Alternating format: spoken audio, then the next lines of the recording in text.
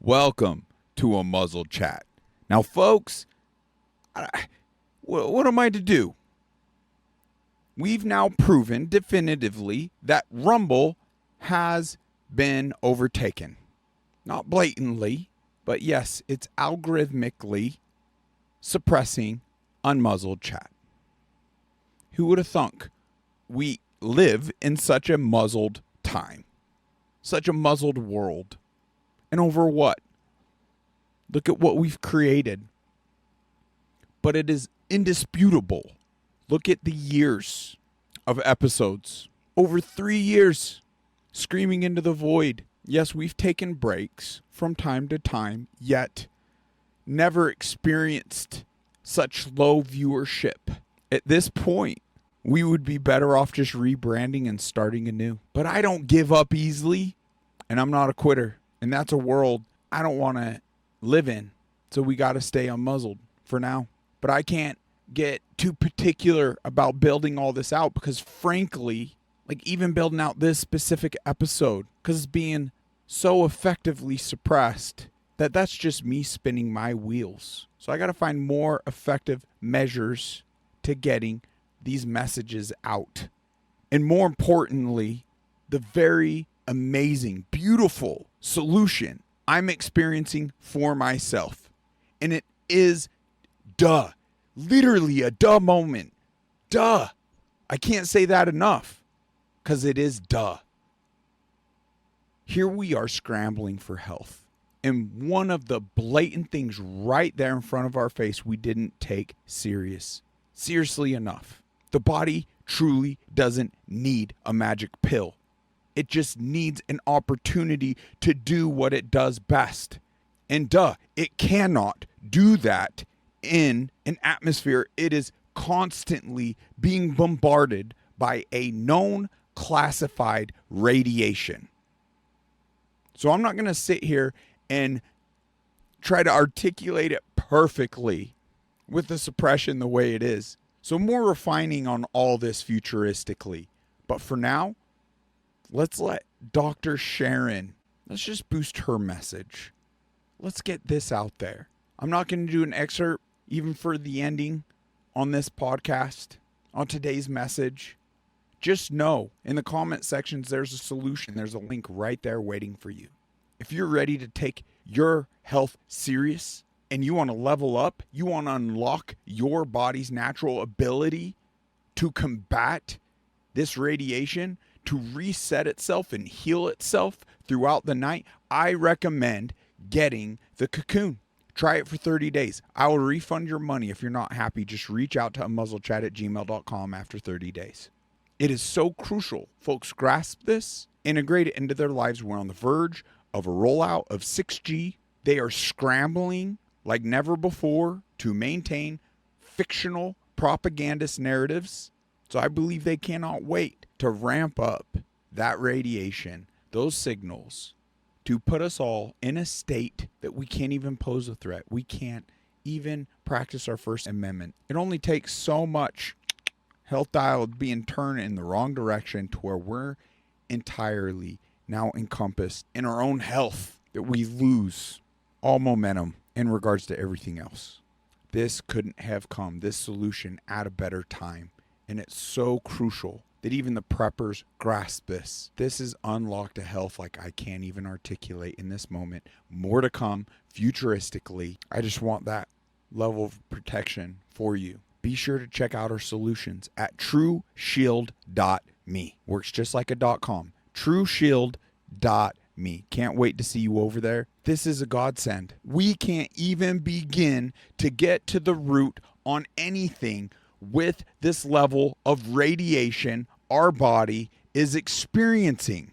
This is a foundational stone we must address right away. Go to antennasearch.com, put in your address, see how many antennas and towers are within 3-mile radius of your home.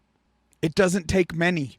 Plus, we have our cellular devices to be mindful of. We got our modems, our routers, all our smart tech, the smart meters on our homes, the smart meters on our neighbor, from one side to the other, from behind, from in front.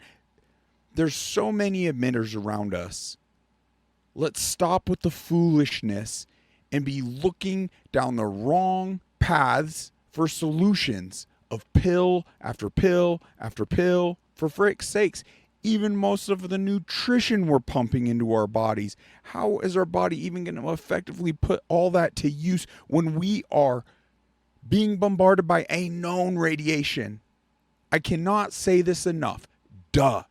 I hope you get it. I hope that's enough for you. If not, we're going to be beating this horse time and time again. We're going to find ways to get people these protections, more testimonials. We got so many out there. If you financially can't front it, also reach out to amuzzlechat@gmail.com. I got a few questions to ask you, but if you're a good candidate, I want to make this affordable to all. God bless you, and until next time, take care. Now, this doctor, Sharon Goldberg, I applaud you. Now, if I'm not mistaken, yeah, this dates back to 2018. Once again, how is this not common knowledge? Almost a decade later, there's no regard to our relation with these devices. Heck, we're being sold the bill of convenience, and I admit it's extremely convenient to live in the wireless world. But to our detriment, we can only claim ignorance for so long, right? Needless to say, it's important to be aware, be conscious, integrate some levels of protections just to maintain our health across the board. Let's go ahead and listen to Sharon in this legislation hearing. And committee members, thank you very much for the opportunity to speak. I'm Sharon Goldberg. I'm an internal medicine physician. I've practiced medicine for 21 years, and my background is mostly academic, internal medicine, hospital-based, clinical research, and medical education. I am going to skip many of the things I wanted to say because I didn't realize it was only 5 minutes. Wireless radiation has biological effects, period. This is no longer a subject for debate when you look at PubMed and the peer-reviewed literature. These effects are seen in all life forms: plants, animals, insects, microbes. In humans, we have clear evidence of cancer now. There is no question. We have evidence of DNA damage, cardiomyopathy, which is the precursor of congestive heart failure, neuropsychiatric effects. So 5G is not a conversation about whether or not these biological effects exist. They clearly do. 5G is a conversation about unsustainable healthcare expenditures. Why do I say this? We've been sitting on the evidence for EMR and chronic disease for decades. And now we are seeing all these epidemics appearing. So diabetes is the first epidemic. I think most of you know the statistics. They're very scary. I just want to note, did you notice how she said EMR versus EMF? EMF, and talking about it is a frequency or a radio wavelength. What is that doing? We're deceiving ourselves as to the actual threat. What is actually taking place? She says EMR because it's a radiation, a known harmful wavelength that's radiating our bodies, essentially destroying us from inside out. 1 in 3 American children will become diabetic in their lifetime, and if they're Hispanic females, the number is 1 in 2. So what does this have to do with wireless radiation? Wireless radiation and other electromagnetic fields, such as magnetic fields and dirty electricity, have been clearly associated with elevated blood sugar and diabetes. Wow. That is what the peer-reviewed literature says. It is not opinion. Wow. The closer you live to a cell tower, the higher your blood glucose. That is based on hemoglobin A1C measurements. So the idea with small cells of putting the cells closer to people's homes and bedrooms scientifically is very dangerous. And from an economic perspective, it's dangerous. Agreed. And you may not know this. I was shocked to find this out. But the way you create a model of diabetes in rats in the lab is by exposing them to 2.4 gigahertz. And this is not for long-term exposure. I don't have time to talk about the costs, but the huge problem with diabetes really is chronic kidney disease. End-stage renal disease, the worst complication of diabetes, leads to hemodialysis. Hemodialysis is an automatic qualification for Medicare. And if you don't qualify for Medicare, we still have to dialyze the patient. And the state ends up paying in many different instances. So renal failure is 1% of Medicare, but it takes up 7% of all Medicare expenditures. So the other epidemics that clearly link from the science with electromagnetic radiation are related to mental health. This is straight from PubMed. This isn't my opinion. This is science. Dr. Okay? Goldberg, Love for it. those of us who aren't physicians, what is PubMed? I'm sorry. It's just it's our National Library of Medicine. This is where you would go. This is just the peer-reviewed literature. I like how she's So creating we have curiosity. 3 epidemics that clearly, they're essentially one epidemic. We have deterioration of mental health in the United States. And if you look really at the science, what does it show? And these epidemics are our suicide epidemic, epidemics in violent, so shootings, and the opioid epidemic. And I don't have 5 minutes is not the time to talk about this. This is in the peer-reviewed literature. I have a file to submit for the record. But these are facts. These aren't, and these are things that have just been glossed over by the wireless industry. And I really don't have time to talk about them in 5 minutes. I wish I did. But we need to examine our epidemics in the context of our EMF exposures. Yes. What does that mean? That means that the CDC tracking these epidemics we need to start measuring how much radiation are people being exposed to.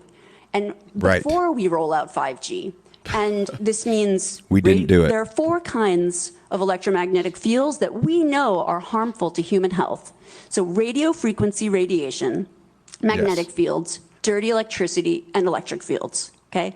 Our exposure, any given person, and all humans are affected by EMFs. So Our good. given exposure has nothing to do with the research that my colleagues are going to cite with the National Toxicology Program. That is an assessment of the risk of one cell phone in the near field, okay? Jeez. What is our exposure in a day? It's not one cell phone. Right. It's cell phones, it's multiple wireless networks, it's smart meters, it's cell towers. It's this sandwich, and it all adds up. And this is a serious problem for occupational health, public safety, and personal safety.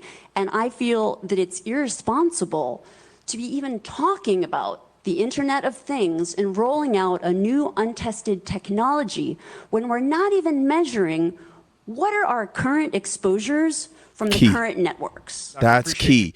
Folks, when she just referenced big tech and these cellular companies and the providers, there's so much money. So we could dive into the why. Why are they covering or hiding? But just on the financial side of it, big tech and the providers got selective. When you dive into it, to her point, singular device, at a distance, limited exposure.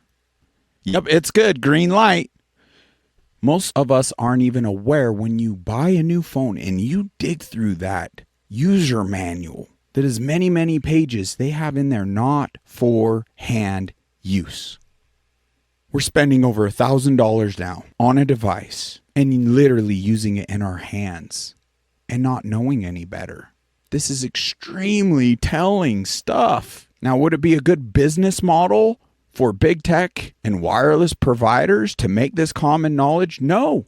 Just even based on the financials, not to mention some other more nefarious, potentially even evil, covert agendas. Testimony, would you again provide us with your credentials?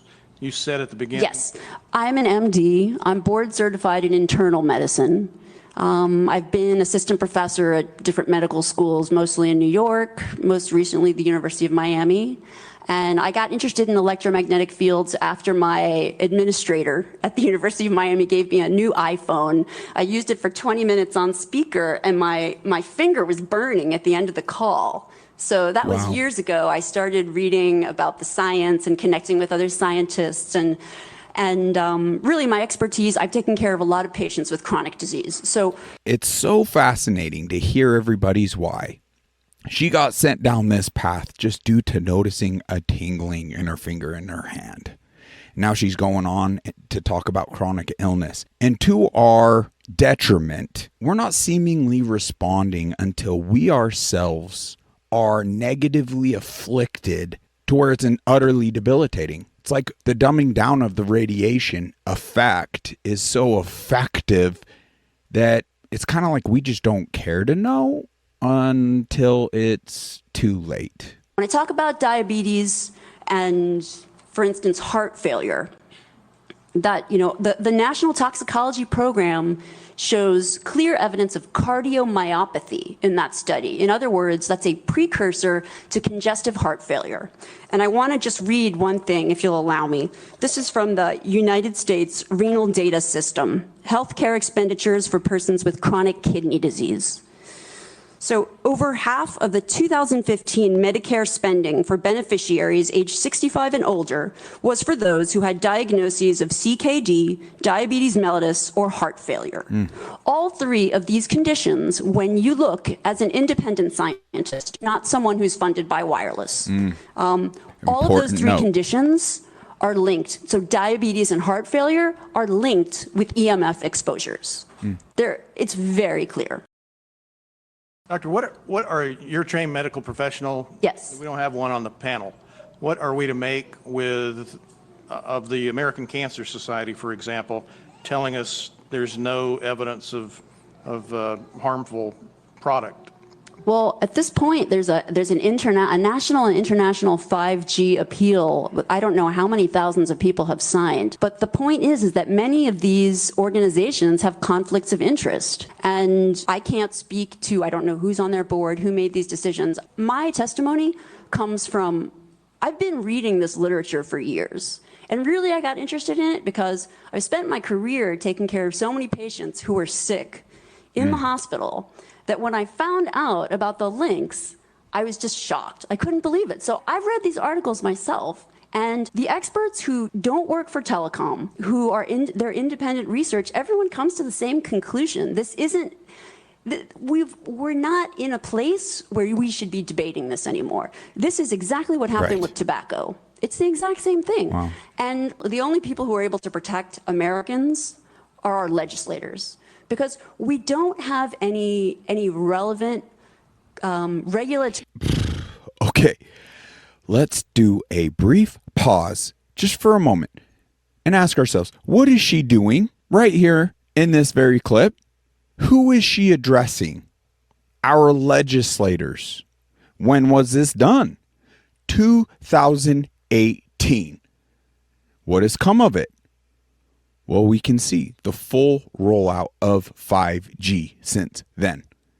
We haven't gone out there and done the proper measurements and testing that she's ad nauseum keeps resorting back to we must do, that isn't being done for public health and safety. So, fantastic job. She's too smart for the people she's even presenting to. And at the end of the day, who do they really answer to and have shown us they answer to? Well, occasionally we the people, when we get loud enough and organized enough, but it's money. Follow the money. That's who they answer to. And other means, but we won't get into that in this moment. So after nearly a decade, they are not our solution. Now, don't get me wrong. It's fantastic to hear even RFK speaking out with the platform he has in this moment, but he's not our solution either. The only solution we have are ourselves. So the question truly becomes, will we effectively organize and get loud enough once and for all to find a true remedy to this great threat she is beautifully laying out before us? Guidelines to protect human health. The FCC guidelines were developed for short-term exposures, 6 minutes, 30 minutes, depending on it's a phone or an outdoor exposure. And they have absolutely no connection to the biological effects that have been very clearly summarized in the Bio Initiative. That's a huge document generated. All of the the summaries are there. And I've got it here for you if anyone wants to read it. I have very concise summaries and abstracts documenting everything that I'm saying. So I know there are plenty of people here that are probably rolling their eyes. No, but, no, in here. academic medicine, we have a Doing name great. for what's happening now with 5G. This is called, and what has happened with wireless communication, this is called, 5G is an untested application of a technology that we know is harmful. We know it from the science. This is, in academics, this is called human subjects research. Right. Human subjects research is very tightly regulated. You can't just roll Supposed out some to type be. of a research project on human beings But they're unless, doing it. A, you have their informed consent, so they understand the risks and benefits, and B, you have the approval. Like someone has actually, examined the literature and said, okay, this research project, we believe that it's safe. There's no evidence in the science to indicate that it would not be safe. We have decades of evidence to Right. show that it is not safe. Right. Dr. Goldberg. Thank you. And very briefly, if you can, what do you mean by conflict of interest? Oh my gosh. I mean that, so I've taught, one of the He's things that I asking. taught in medical school is evidence-based medicine, so teaching medical students and residents how to critically evaluate the literature, the science. And one of the first things that you teach residents is that you always have to look at the funding. So, and you can read about it. Marcia Engel, the editor of New England Journal, just wrote a great op-ed in the New York Times about researchers who are funded by private industry. The results of their research are much more likely to support whatever it is that is being funded. That's I think clear. Representative Garrett has a question. Yes. Good morning, doctor. Just Good a morning. really quick question. What is the normal RMF that individual could be exposed to? And if these small cells are installed, what is the prediction of how much RMF the human body would experience? And then the second question would be, if we know that RMF is a issue, do we limit the amount of exposure that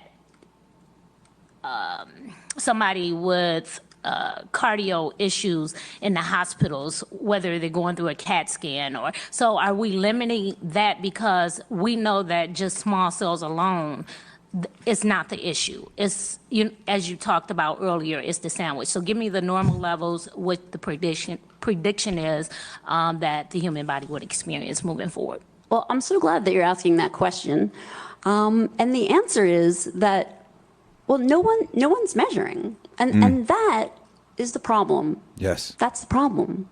Because we have, and the way I think about this is in an occupational health perspective. I think about, because people go to work and so for instance, your exposure will depend on what you do in a given day. So if one cell phone causes cancer, clear evidence of cancer, Right. DNA damage, heart damage, well, what happens if you work at an airport? What happens if you work in a stadium where there are 100,000 people coming to watch a football game and everyone's using their phone at the same time? Great question. And so the problem is that we have a very, very systematic, clear, empiric way to measure these exposures, and it's a discipline called building biology, and we actually have someone here trained in building biology, and I asked him to bring the meters. If anyone after this meeting is interested, I can show anyone exactly how we measure. Okay? But that is the problem, Fantastic. that we don't measure, and there are certain situations We showed you relevant folks. to public safety where we really do need to be measuring, with firefighters, with airline pilots. Because when you activate microwave radiation inside an enclosed metal space, Magnification. you get amplification, you have increased power density. So think about it, an airplane, everyone's with their devices, every device is emitting radiation, and the access point is right next to the cockpit usually. So what does this do to pilots? What does this do to firefighters? We already have a submission to the FCC from Susan Foster about firefighters that were unable to function in the line of duty This is from 2013, after exposure to a cell tower that was put up near their station, and they also have two-way communication devices that they wear. So we have to measure these exposures. That is the start, and not go ahead and roll out a whole bunch of Internet of Things Yes. with more devices that we're not even measuring what we're exposed to now. Yes. Doctor, thanks for your testimony. Thank you.